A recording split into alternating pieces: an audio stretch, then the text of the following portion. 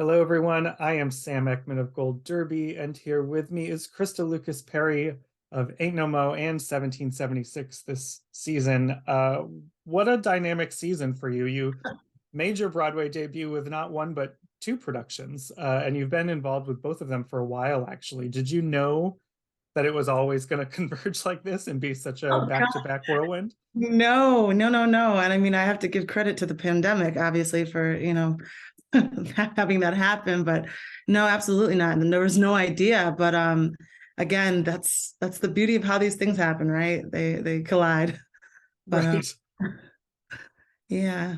Yeah, and if we look at Ain't No Mo, you play multiple characters in this across the different scenes. How much time did you all have to kind of experiment and play with that to find their voices?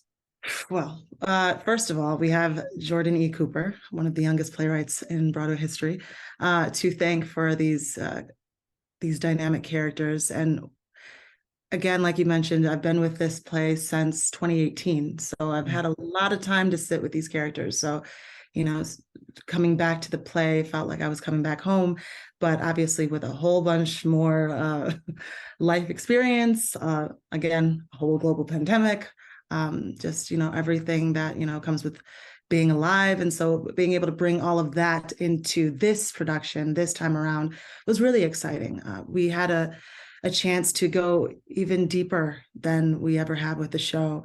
And again, the beauty of having your playwright in the room and also having people who have been connected to the piece for so long is that, they really they bring everything that once was and that it could be into the space. And that just makes for really great theater.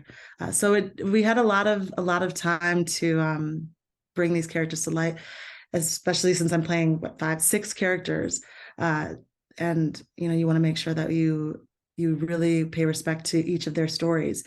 Unlike 1776, where I get to tell the story all the way through, we only this is like I call it a marathon sprint because it's 90 minutes, but there's so much and such a little bit of time.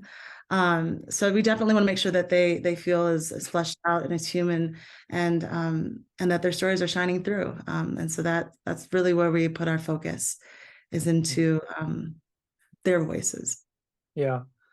Well, I would love to dive into one of them Sure. in particular, because there's one which I believe the character's name is Black, Yes. and you play this woman who emerges from the basement, has been locked up, and you do this sort of rapid fire scene, which is so wild, going through all of these ideas and figures from Black history.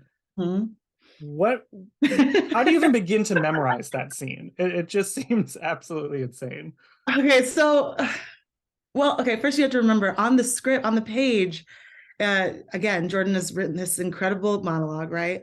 But it is all just words. And I mean, again, having some cultural context, obviously, I'm able to bring to life some of those things that are already there. But a lot of it was, things that I brought into the audition, things that we played with back at the public studio production, back at the public production that we had, the Fuller production, and then obviously here on Broadway. But honestly, a lot of failing and falling and flying. Fortunately, I was in a room where play was paramount. That's all we did. And that's all, oh God, that's all I hope every space is, because that's where we get to find out the things that work and don't work. And, I'm an actor who considers themselves to be fearless in making choices. I think that's one of the things that I bring to a room. I will just go there.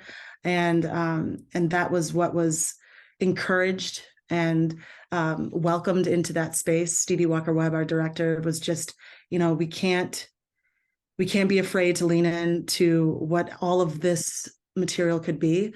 And so that's what we did. But fortunately, very early on, I connected with this piece when I received the breakdown, and I saw it, and I saw that monologue in particular. And I was like, oh my gosh, this is just an opportunity waiting to happen. So I wanted to try to bring as much of what it meant to be Black in America, Black in the world, and throw it into a monologue. How do you do that? How do you do that? It's got to be physical. It's got to be it's got to be surprising, it's got to be familiar, and it's got to be foreign. It's got to be all of these things that, you know, make up what what a person is and what that spirit is. And because the Black experience is not a monolith, you definitely want to try to find every single bit of representation that you can, and put it all in one. And once you start going, you don't stop, because that's also what life is. That's what this plane is. Once you take off, there's no turning back. Yeah, so it was just a lot of fun, and a lot of just, you got to put yourself out there to figure out what's working and what's not. And so that's where the joy of it was. Yeah. It's interesting you say joy, because, you know, not to color the whole monologue as one thing, because it's a million different emotions, but Yeah. that character feels like the only person in the scene, at least at first, who does have joy, and a sense of power in being themselves, because the other people are essentially trying to shun that. Yeah.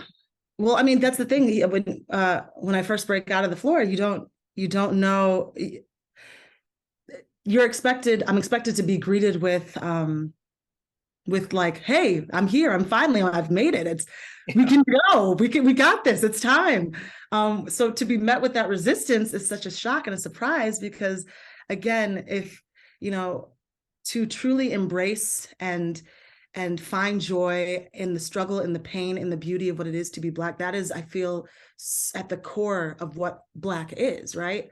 So somebody who has been able to sit in a basement for years, holding on to that, still find and breaking through, and still having, you know, a heart that is still open, hard enough to actually save these people, and saying, hey, let's go. I mean, that's what you're hoping everyone is able to bring into any space, right? Being able to break through their own struggles and still find a way to rise up.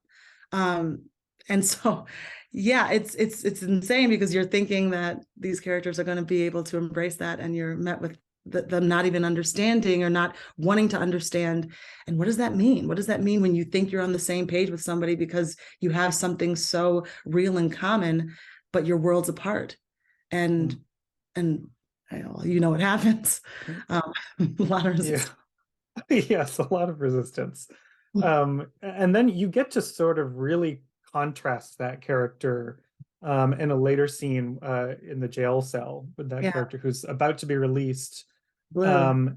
Blue, yes. And you have this really powerful monologue there as well, which is reminiscent of Intozaki Shange's monologue. How did you sort of relate to that poem, bringing that into this piece, and what did that mean to you? Well, you know, unfortunately, I haven't met one person, let alone one Black person, who doesn't have some sort of connection to the incarceration system, right? So there's so much truth that we were able to bring into the space, because a lot of it was our people's reality that we either knew, that we know that we had. And that was one of the things that, you know, we talked a lot about, and what it means to be free, what it means to have agency, what it means to actually be able to step into your own life and be able to call your own shots. And, you know, especially with Blue's character, it's something that, you know, I don't think she would ever in a million years thought that she would have this opportunity. So because you're never thinking about leaving, or, you know what I mean, in that sense, what are you thinking about what you came in with, let alone what are you thinking about what you're taking with you, right? And I also think it's so reminiscent to a bigger parallel, right, of the contributions of, you know, what Black America has brought to, you know, the fabric of this nation, right? The things that, the idea that we're getting on a plane to leave, right? What are we taking with us? What are we holding on to? And where is it? Can we recognize what our stuff is? Because it's been so, you know, interwoven. But yeah, it's a beautiful challenge to have to step into Blue's mind, and to tell her story, because sadly it's a story that's all too familiar. And there's just the internal struggle of how what does it look like to breathe in fresh air? What does it look like to actually see yourself as you've always envisioned yourself? And when you're faced with what you actually want, are you ready to receive it? Yeah. And this piece with Ain't No Mo is really talking about, it's a contemporary piece that really speaks to today. You Okay. also were in 1776, which Yeah. was a not so contemporary piece, but was recontextualized really to be of today with Mhm. this cast. What was kind of the biggest, revelation to you, the biggest discovery to you with that recontextualization? Well, it's a story that we all know. We all know about the Declaration of Independence. Most of us learned about it in school, um, and it's a part of our history. But one of the biggest revelations, I think, was just how much of an impact that we found this piece to have on anyone who came to see it. I would like to start there, because when you put bodies that are not supposed to be in a space, right, and you put them in that space, something not only can happen but will happen. And because we um, went through this time in history, exploring what it would be like to shift the gaze and tell the story from the people who were omitted from it. It left our audiences an opportunity to not only experience and hear things and see things in a new way, but also, for the first time through this particular story, they got to see themselves. And firsthand, I know what that feels like to be able to identify with someone on that stage, um, especially when they're telling the story of how I came to be here, right? So I would remember, especially because I've been with the production since it's running at ART. So I remember being out there and we did a school production performance. I mean, and I remember there, all of these young adults stepping out, and they, for the first time, it almost felt like they could go to anyone in our cast to be able to say, with, "Oh, wow, I identify with you," or "Wow, I really loved how you did this," and also the fact that we were able to have such a big part of the process in terms of bringing ourselves to the piece, right? So we were a part of our costumes. We were a part of, how we decided to wear our hair, and, the things that we had on our skin, our jewelry. Those were all elements that we got to bring into the piece. And it's not common. That doesn't usually happen. Usually you're playing a character, and you are that character, and you go away for a while, and then you come back at the end of the night. But with this, it was us. That was Crystal on that stage. So that means that I got to be a part of that history, but also I also got to live in that dual reality of what it means to be both in the 18th century and 2023, and what that means, and having words hit me in different times every night, and obviously having the audience feel impacted and touched, and just what it meant to them. Because one of the things that I realized is that we may all be Americans, but everybody has a very, very different reality of what it means to be American for them. And so that was a great opportunity for them to tap into what that was. And hopefully we brought about more questions than answers, because that's what I hope theater does. Yeah. Yeah, I think it was very powerful in that sense. I think the moment that really maybe hit me the most was watching them discuss, abolishing slavery, Yeah. and especially having you as a Black woman in that role discussing that, and then to come to the conclusion of, oh, sorry, we just can't get to this right now, essentially. What was that scene like for you? What is the word? It just got like, it every night, there's a moment where I'm saying, are we calling our Black slaves Americans now? And I was like, yes, you know what I mean? And especially because that's directed right at me, right? Mm-hmm. So there's never a moment, and again, because I am a part of the show, there's never a moment where Crystal doesn't feel that, where I don't, both John Adams and Crystal. So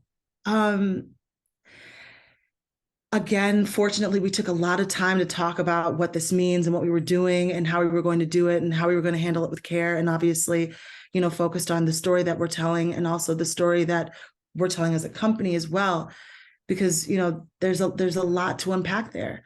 When we recognized that there was going to be a lot for our audience to have to digest, as well as our cast every night. And Molasses to Rum is, this is the first time it's actually been staged. Usually it's just someone who's walking through and singing and speaking to Congress, and we've actually put it on its feet, added choreography, and created a visual to those lyrics. So when you're doing that, you're creating images, and through those images, there's more story to be told. And so that just means that it's going to hit a little bit harder. But it was, and every night as John Adams, I have to watch that. I get to watch that. I get to be witness to what our history was. And I never needed any kind of motivation to continue to fight for what I was fighting for. And I mean, I gotta say, the way that I was able to connect through John Adams was understanding that we are getting something done. We have to make this thing happen, and it's bigger than all of us, and we won't see the benefits of it until later. And so again, I know how all the ways that I disconnect with these white cisgender men, but my job as an artist is to find the ways where I do connect, because I have to step into that. And so part of that was being able to hold both of those things, understanding that there's a mission to be done, but also I am the result, right? Yeah. Crystal's the result. So it was powerful. It was powerful. And there was never a night to phone it in, because it's just, it's literally talking and targeting me every night. Yeah. Yeah. Well, going back to Ain't No Mo for a moment, this show, sadly, it did not run nearly as long as it should have. It was cut short. But with that, there was a Save the Show campaign. And we've seen these before, and they frankly usually don't work out. But this one actually had so many people came to support the show. There were people buying out, celebrities came to buy out performances, and you did get it extended by a week. What was it like living within that moment? Well, first of all, it was probably one of the most exciting and nerve-wracking, but exhilarating moments, because we knew something was happening that was like larger than just the Broadway show. And, we have to give credit to those shows that came before us, especially K-pop, who, had already started their mission and then were there supporting us. And again, there's nothing like understanding the stakes of what it means and being willing to fight for something, especially when your creator is also your castmate, is standing right there on the stage with you.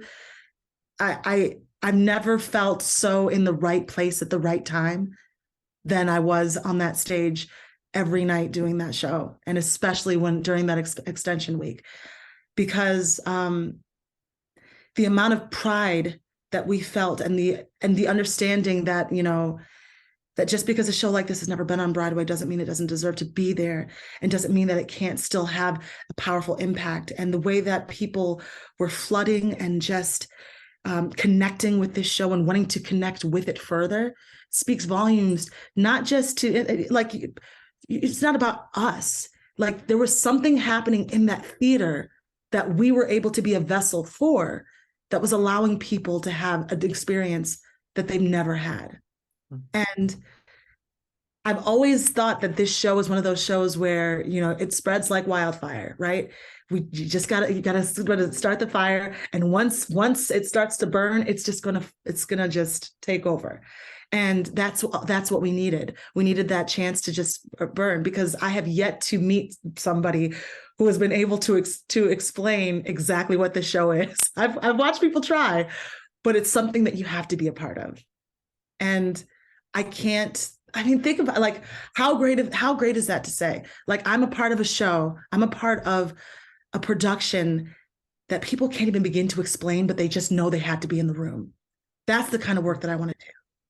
The kind of work that you can only like make a feeling or a gesture or you know what I'm saying? And that's what this show was. So yeah, we were able to, the amount of people that just gave their support. And social media was blowing up with people just saying, you got to go, we got to save it, we got to make it. And again, having our champions and having Lee and Stevie and Jordan, everybody just being on that campaign. And then there's all of the work that's going on behind closed doors that, that the people who, don't know, our crew, everyone was just so proud of what we had done and proud of what we were doing, that it wasn't even a question of trying to save something so special.